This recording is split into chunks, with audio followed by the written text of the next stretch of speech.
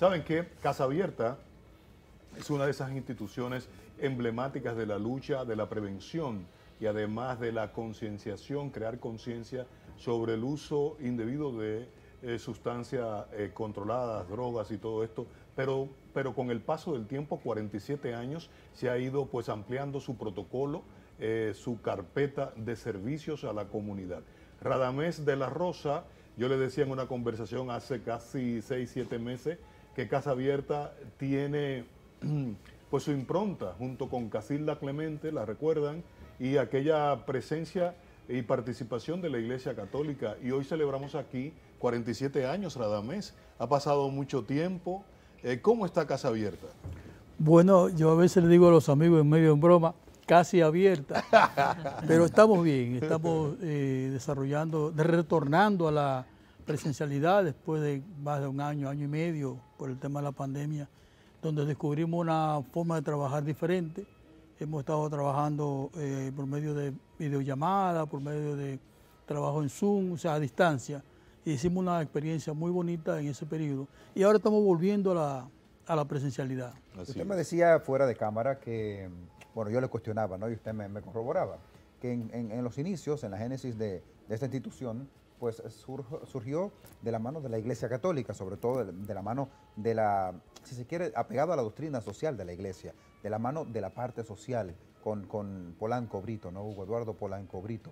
Hagamos un poco de historia de los inicios de esta institución, ya, de Casa Abierta. Fíjense qué pasa. En esa época, en el 74, ya el tema de la droga era muy preocupante en la sociedad dominicana. ¿Sabe que yo en el 74 no era ni siquiera un piropo? Así es, supongo que sí. Ni siquiera un piropo. Continúe, por favor. Es decir, en esa época ya el tema de la droga era preocupante en la sociedad dominicana. Hay que tomar en cuenta que ya en el 64 se hablaba de la preocupación del tema de la droga y la vinculación de funcionarios del Estado o de agentes del Estado en el trasiego de sustancias. En el 74, Monseñor Hugo Eduardo Polanco Brito decidió proponer que se fundara una organización para acompañar a la juventud de esos tiempos. Y de ahí surge el proyecto Casa Abierta, que tomó el nombre, casi inconsultamente, de una organización que existía ya en Licey al Medio, que empezaba a formarse en Licey al Medio de la mano de un sacerdote de los misioneros del Sagrado Corazón. De ahí surge el nombre y de ahí surge la organización, vinculada estrechamente al movimiento social de esa época, que eran los clubes culturales y deportivos. Vinculada a ese movimiento surge esa institución que inicialmente tenía un centro de tratamiento que no era residencial, pero era más o menos residencial en algunos aspectos, pero la vinculación fundamental fue con el mundo juvenil y por eso la época del teatro surgió casi junto con Casa de Teatro, pero ahí estuvo Rómulo Rivas acompañando a los jóvenes de los clubes, haciendo teatro con ellos, y toda la formación social que se daba en la organización apuntaba a que Casa Abierta iba a ser un proyecto más vinculado a la prevención que a la respuesta de tratamiento.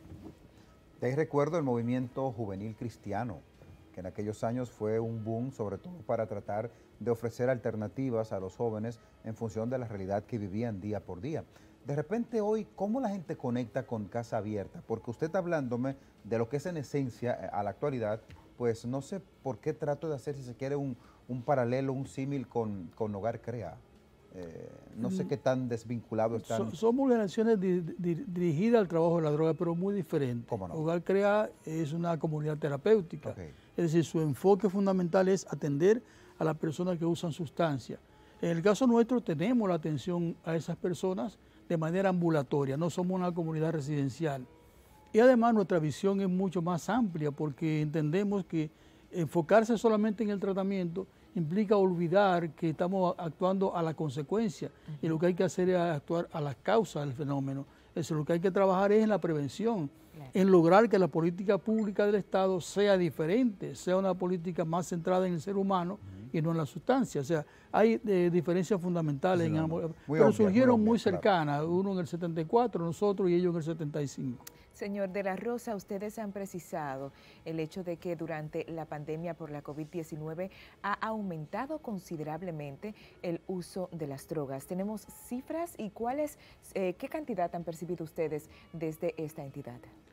Fíjese, ese es un tema muy complejo de hablar de las cifras en un país donde no se investiga y donde las entidades sociales como nosotros no tenemos recursos para hacer investigaciones muy profundas. Yo le puedo hablar de la dinámica interna. Nosotros empezamos a trabajar vía Zoom, vía videollamada, con personas que estaban en terapia con nosotros, no solamente de uso de droga, sino de todos los temas de orden psicológico, violencia en la familia, temas de aprendizaje, en general depresiones.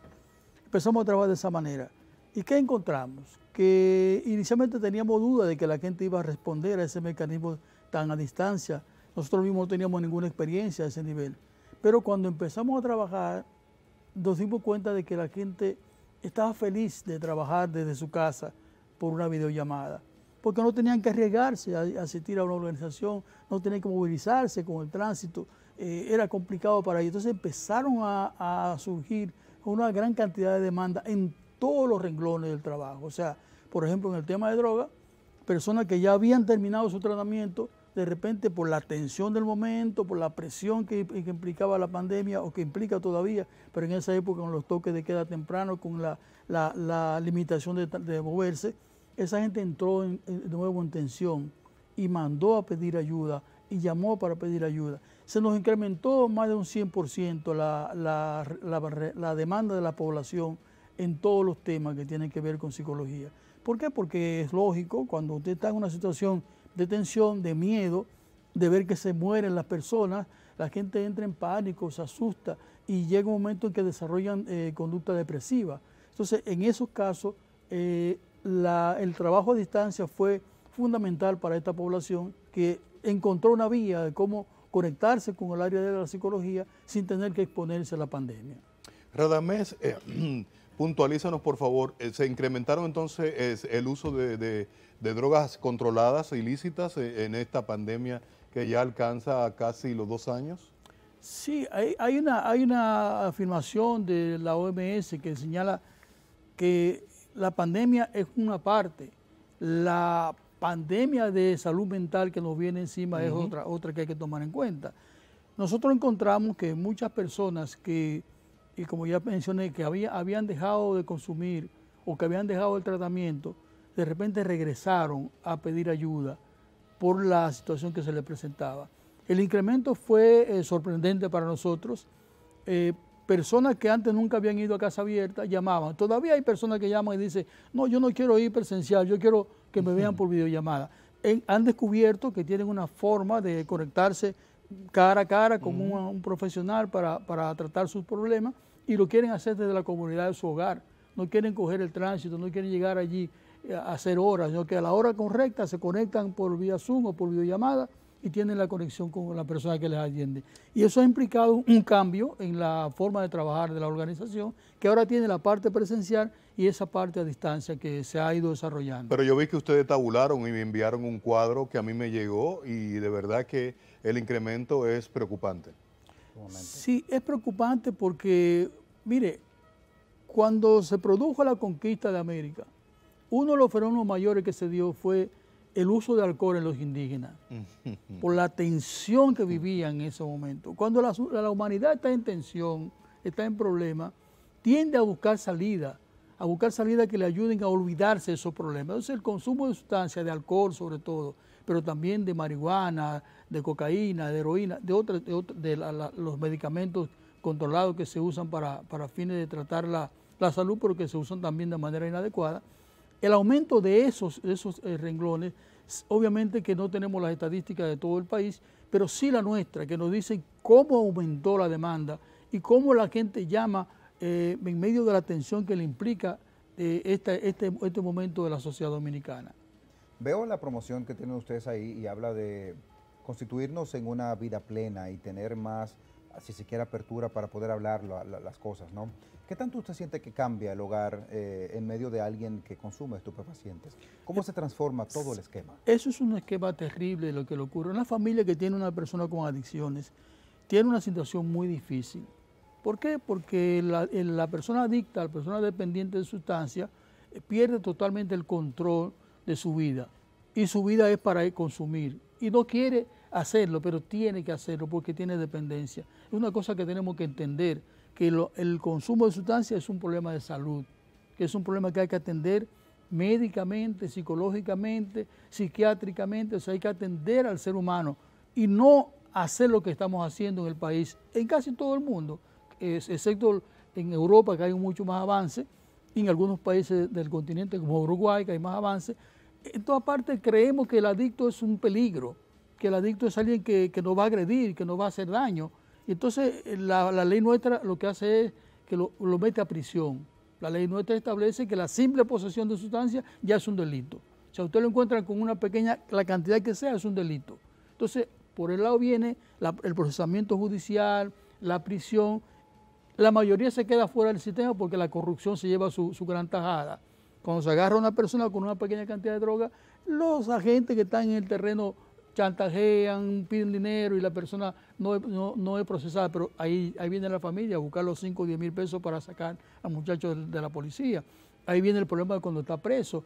Ahí viene cuando la persona está en momento de abstinencia, que se puede tornar agresivo, que se puede tornar difícil de tratar, y la familia se transforma radicalmente. De hecho, muchas familias optan por abandonar a la persona, porque no es tan sencillo como uno piensa. La peor de las decisiones.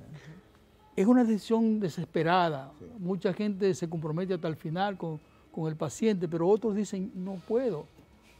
Por eso usted ve cuántos enfermos mentales andan en la calle, muchos de ellos consecuencias del consumo de sustancias, porque la familia no puede.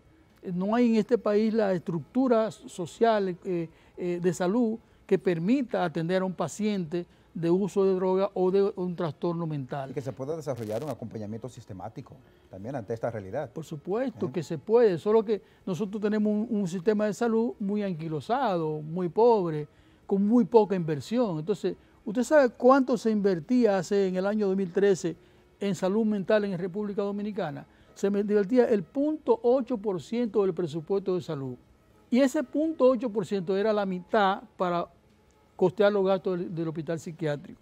O sea que no tenemos. Usted va a un hospital público a pedir una cita por un problema de psicología y le pueden citar en 3 meses porque no hay personal suficiente para atenderlo. O sea, el tema de la salud mental en nuestro país es un tema de urgencia que requiere que empecemos a tomar en cuenta que no solamente por el consumo de drogas, sino por todos los problemas que las personas tienen. Y en medio de esta situación que tenemos ahora, lo que nos viene después va a ser peor, porque todo eso se está incubando y cuando llegue el momento de que se abra la sociedad totalmente, esos problemas van a salir en el empleo, en la escuela, en la familia, en toda parte esos problemas van a surgir como elemento primordial para ser atendidos. Señor de la Rosa, en ese sentido ustedes están proponiendo la modificación de la Ley 5088 para que el tema de consumo de drogas sea visto como un problema de salud. ¿Qué nos puede decir al respecto? La Ley 5088 es una aberración de los años 80, 88, de la época del gobierno del doctor Balaguer. Una ley que fue promovida por los Estados Unidos, que en esa época promovió los consejos de droga en toda América Latina. Pero una ley que está basada fundamentalmente en la represión. Si usted la ve, usted la lee, usted va a encontrar que en ningún lugar se habla de prevención. Se habla de prevención del delito, pero no se habla de prevención del uso de sustancias. Hay 2 renglones que hay que tomar en cuenta. Una cosa es la reducción de la demanda de sustancias, que implica el trabajo con las personas, con los jóvenes, con la familia, en la escuela, en las comunidades, para fortalecer al ser humano, para que sea capaz de vivir en un mundo donde hay droga y no tenga necesidad de consumir. Y lo otro es la reducción de la oferta, la labor que hace la Dirección de Control de Drogas y las autoridades de la justicia. Esos 2 renglones tienen que estar en estrecha comunicación. Pero ¿qué está ocurriendo? Que la reducción de la oferta ya vemos cómo está, ya vemos cómo los recursos del tráfico de drogas se involucran en toda la sociedad, a través del mundo de la política, a través del mundo del negocio, y entonces la reducción de oferta también está fallando. Se detienen a muchas personas, se detiene mucho cargamento, pero el problema no se detiene. Nunca han dicho se redujo el negocio del tráfico, nunca pasa eso. ¿Por qué? Porque posiblemente la cantidad de drogas que atrapamos cada mes es apenas el 2 o 3% de lo que realmente pasa por el país. porque no tenemos esa capacidad, ni siquiera Estados Unidos lo tiene, de frenar el consumo de droga, el tráfico de droga. Y por otro lado está la reducción de la demanda. No hay una política de reducción de demanda en el país. Tenemos un organismo, como el Consejo de Drogas, que hace actividades como hace Casa Abierta, pero debería ser un organismo con jurisdicción nacional, con presencia en cada municipio, para lograr trabajar con la familia, trabajar con los jóvenes, trabajar con la educación y desarrollar una estrategia de reducción de demanda mucho más amplia y efectiva. Ahora, ¿qué hacemos? Tenemos actividades, tenemos programas limitados. En el caso nuestro, en cuatro sedes principales y en una 9 provincias. Pero el Consejo de Drogas solamente tiene expresión en Santo Domingo, creo que algo por el este, algo en Barahona, y paro de contar. O sea, no tiene una jurisdicción nacional porque tampoco le han dado recursos y tampoco han puesto allí a una persona con visión de salud. Han puesto políticos, han puesto policías, han puesto militares desde el 88 para acá. Y no ha habido nunca un profesional de la salud, una profesional de la salud que dirija el Consejo de Drogas y que piense el tema de droga con criterios modernos. También han demandado que al seno del Consejo Económico y Social, donde se están discutiendo unas 13 reformas institucionales, sea discutido el tema de las drogas. Cuéntenos al respecto, por favor. Fíjese qué pasa, que el tema de drogas no debe ser un tema de organismos especializados como la DNCD, el Consejo, Casa Abierta y otras entidades. No debe ser eso. Debe ser una preocupación nacional, porque vemos lo que está ocurriendo. Vemos cómo cada cierto tiempo hay un gran caso. Ahora Operación Falcón. Antes César el Abusador, antes tal o cual. Siempre hay un gran caso que han actuado en la sociedad dominicana por años. ¿Cómo puede pasar esto? ¿Cómo es posible que tengamos que descubrir que un grupo de personas creó una banda de traficantes y se mantienen operando durante 10 años? ¿Cómo ocurre eso? ¿Cómo es que las autoridades no tienen conciencia, no pueden identificar eso que está ocurriendo? Entonces es un tema nacional, no es un tema de Casa Abierta, ni del Consejo, ni de la Dirección de Control de Drogas, es un tema nacional que requiere ser trabajado con dedicación. Por ejemplo, nosotros lo hemos planteando hace mucho, la urgencia de despenalizar el consumo. Y la gente dice, alguna gente dice, pero usted está planteando que proveer el consumo de drogas, usted está pensando que todo el que va a consumir droga, mucha gente. No ocurre eso donde ha pasado. Donde se ha despenalizado, han bajado todos los indicadores negativos. Hay menos personas presas, hay personas que buscan ayuda, hay menos violencia. El sistema judicial está mucho más relajado porque la carga de personas que llegan allí, que son simples usuarios, para ser procesados y llevados a prisión. Yo estuve hace unos años en la cárcel de Najayo en una conferencia y me quedaba al lado del director del centro y le pregunté, ¿cuántas de estas personas, 700 más o menos, son consumidores, son por violación a la ley 5088? Me dijo, la mayoría. ¿Y cuántos son por simple posesión? La mayoría también me dijo. Es decir, estamos metiendo a prisión a personas que no deben estar en prisión. Que si tienen un problema de consumo, hay que orientarles para que lo abandonen, pero no hay que llevarlo a prisión. Si tienen un problema de salud ya, que son dependientes, hay que orientarlos para que busquen atención, pero no hay que llevarlo a prisión. Entonces es un tema nacional que debe discutirse en los más altos niveles, como han hecho otras sociedades. Portugal es un caso emblemático en el mundo. Portugal despenalizó todas las drogas. Y vaya a ver lo que está ocurriendo en Portugal. ¿Qué indicadores podemos medir que incidieron en este efecto? Podemos también comparar lo que pasó cuando hubo la ley seca, cuando se estableció específicamente en Estados Unidos, que hubo altos índices de criminalidad y cuando se desplaza, entonces comienzan a bajar. En este caso puntual de las drogas, ¿por qué es recomendable y tantos organismos nacionales e internacionales se volcan a despenalizar su uso? Mire, usted ha puesto el punto sobre las IE, como se dice. La ley seca de los años 30 en Estados Unidos fue un intento de sectores ultraconservadores por limitar el consumo de sustancias, con una mirada obviamente de ese tipo, conservadora, represión, control, evitar que la gente consuma.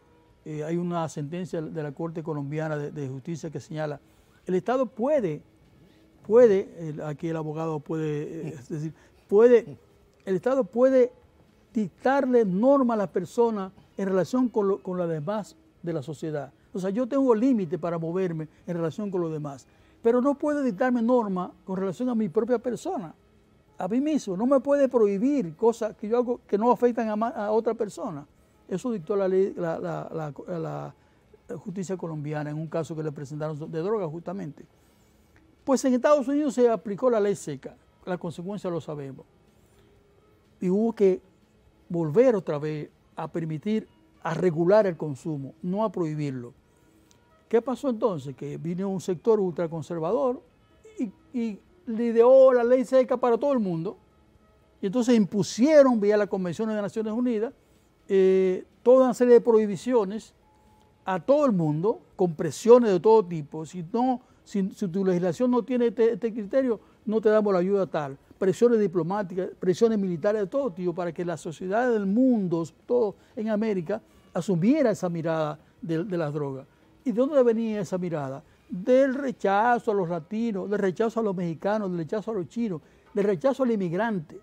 Era por golpear al inmigrante que usaba cannabis, que usaba el opio, y así se implementó una legislación internacional, como son las convenciones, que reprimen a la persona, que no desarrollan la capacidad de la persona, que la reprimen. Y eso obviamente es una equivocación que nuestro país debía superar hace mucho tiempo. Que hace tiempo que debíamos decir, bueno, pero estudiemos el fenómeno y veamos qué ha ocurrido en otra parte. ¿Qué ocurrió en Portugal? ¿Qué ocurrió en Uruguay? ¿Qué está ocurriendo en muchos países de Europa? Es verdad que cuando se despenaliza, aumentan los consumos. Es verdad que aumentan los problemas o disminuyen. Lo que responden es que no estamos preparados para eso. Y yo le digo, ¿preparados para qué? Para ser justos, preparados para respetar los derechos, preparados para tocar un tema que está siendo tocado de manera inadecuada como debe ser. Estamos preparados para avanzar. Yo no digo que legalicemos las drogas, porque eso es un tema que ningún país ha hecho, excepto Uruguay con el cannabis. Pero en América Latina.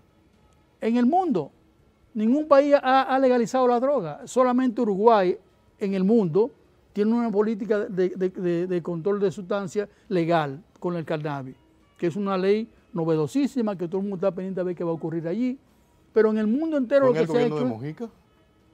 De Mujica, pero empezó con Tabaré antes. Tabaré fue que empezó y Mujica fue que lo continuó. Y ahora está el sector conservador gobernando en Uruguay y no han echado para atrás esa ley, porque se han dado cuenta que los resultados son realmente lo que se espera. Porque hemos visto cómo en Uruguay ha bajado el consumo, ha bajado la prisión, ha bajado esos indicadores. Y en Europa en general ya no están ocupándose de perseguir a alguien que tiene un porro de marihuana en los bolsillos. Eso es un absurdo. Porque la sustancia no puede ser delito. Ahora, si usted la está vendiendo, sí.